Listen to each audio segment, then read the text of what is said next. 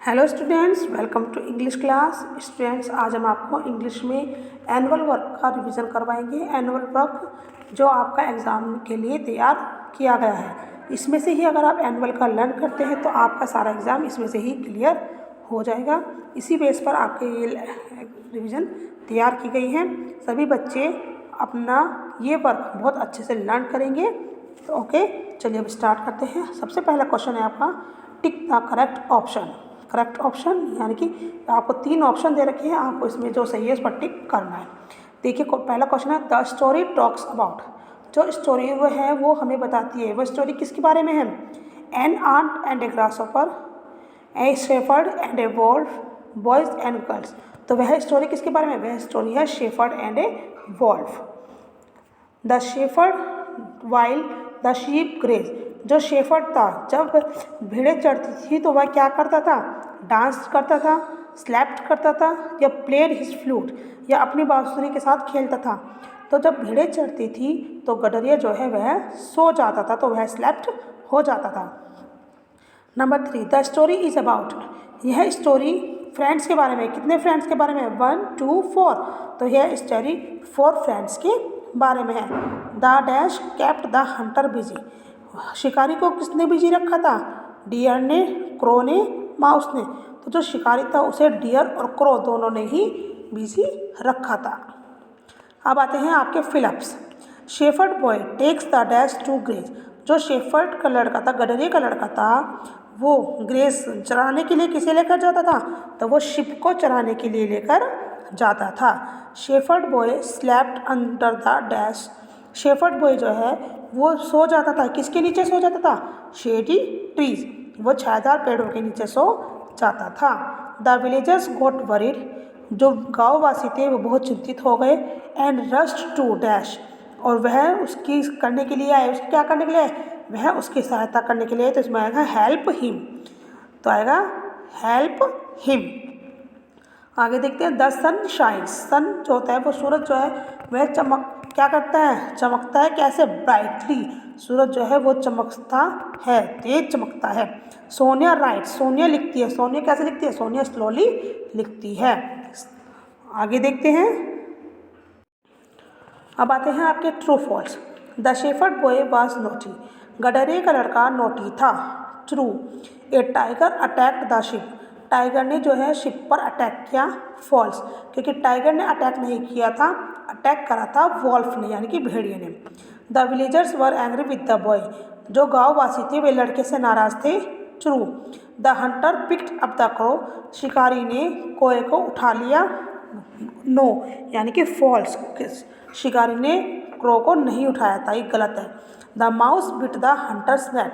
जो चूहा था उसने हंटर का नेट काट दिया था, तो ट्रू। फिर आती है आपकी correct the spelling of the following words. अब आपको स्पेलिंग करेक्ट करनी है।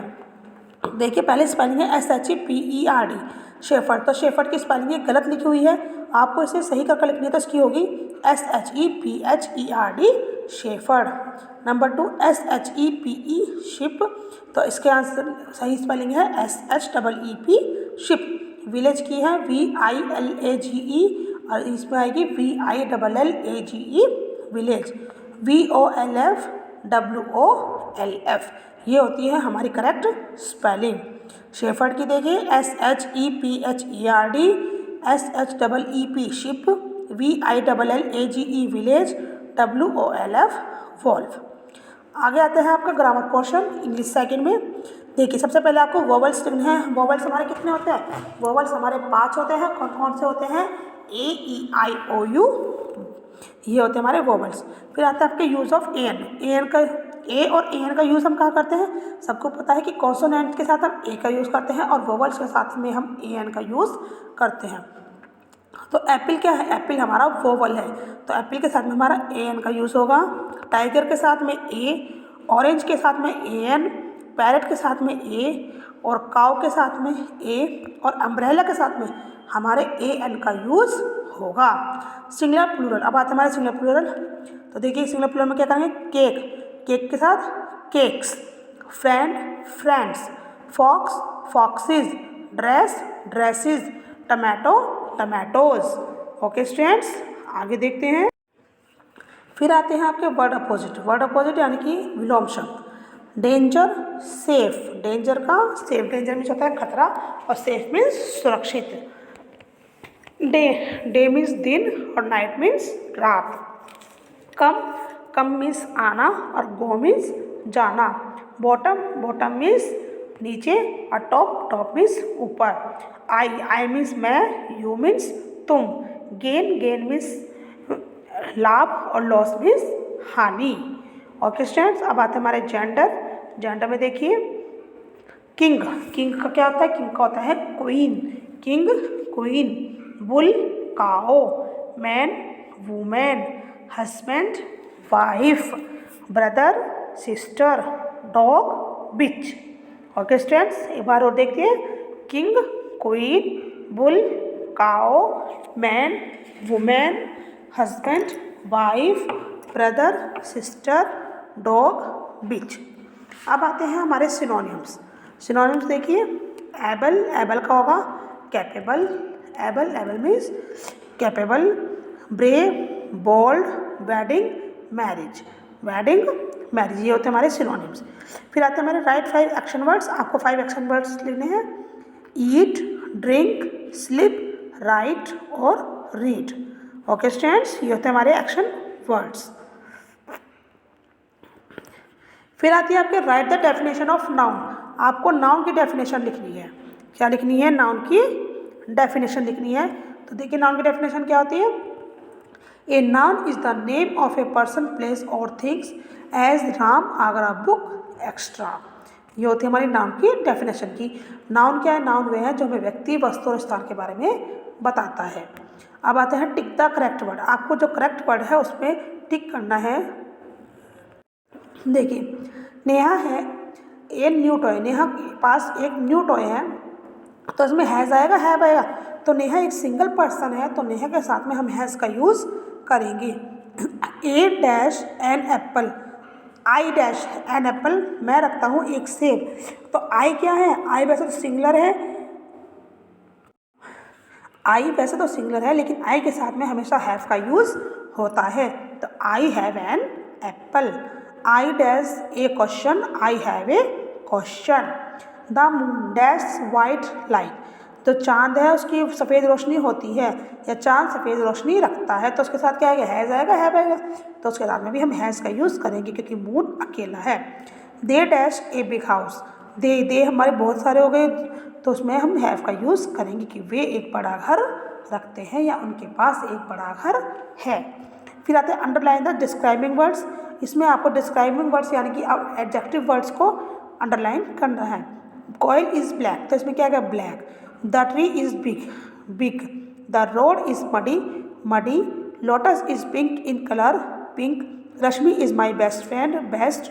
फिर आता है राइट द 5 लाइन्स ऑफ एस्से होली। आपको होली के एस्से की 5 लाइन्स लिखने हैं। Holi is a famous festival of Hindus. It is a festival of colours. It is celebrated in the month of Fagun.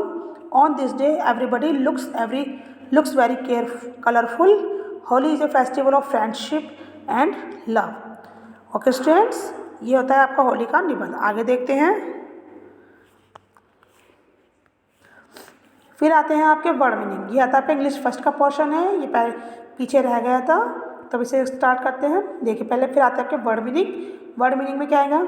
Ship means भेड़। विलेज मीन्स गाँव। हिल पहाड़ी। स्लिप सोना। प्लान उपाय। फ्रेंड मित्र। माउस चूहा। डियर हिरन। Circle goal. Victory Vijay.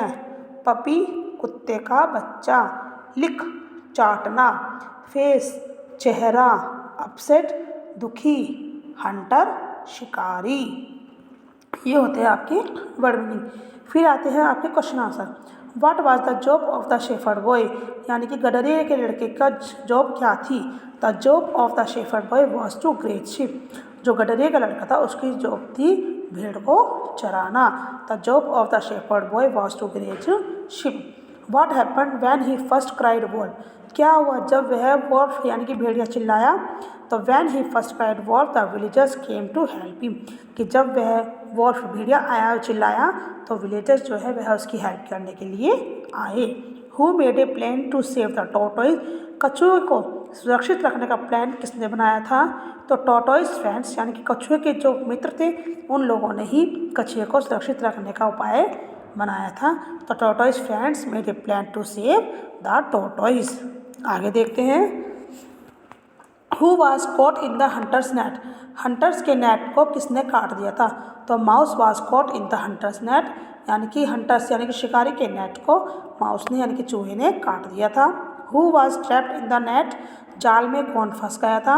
Tortoise was trapped in the net, जो कछुआ था वह जाल में फंस गया था। हु इज़ डोटी, डोटी कौन था?